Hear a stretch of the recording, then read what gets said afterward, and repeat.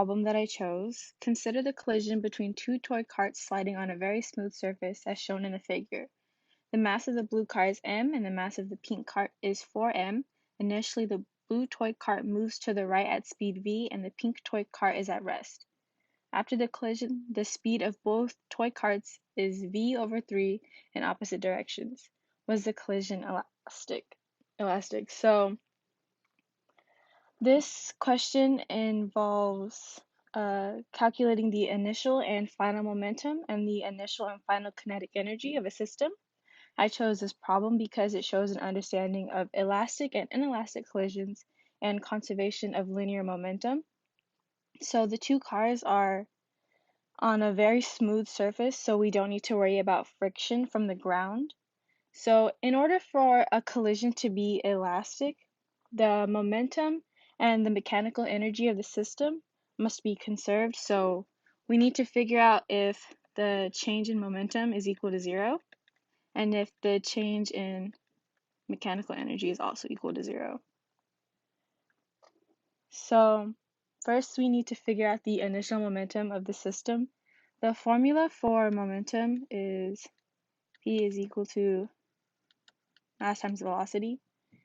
So the initial momentum is on the blue car since the pink car is not moving. So P initial is equal to the mass of the blue car times the velocity of the blue car.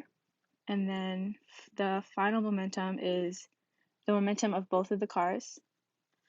So the mass of the blue car, and since the blue car is moving in the opposite direction now, the velocity is negative. So we add that to the mass of the pink car times its velocity, and that would be the final momentum. And you would compare this to the initial momentum to find out whether or not there was a change. So next we need to figure out if there was a change in the mechanical energy. Since the cars are on a flat surface, there is no change in potential energy, so we'll only have to worry about the kinetic energy. So the formula for kinetic energy is Ke is equal to 1/2 mass times velocity squared. So the initial kinetic energy in the system is again only in the blue car, so it's 1/2 times the mass of the blue car times the velocity of the blue car squared.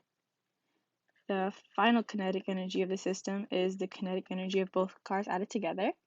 So it's 1/2 mass of the blue car times the negative v over 3 squared. You add it to 1/2 times the mass of the pink car times its velocity. And you would take this answer, compare it to the initial kinetic energy, and decide if there was a change. And if there wasn't a change in either of them, then the collision would be elastic. If there was a change in either of them, then the collision would be inelastic.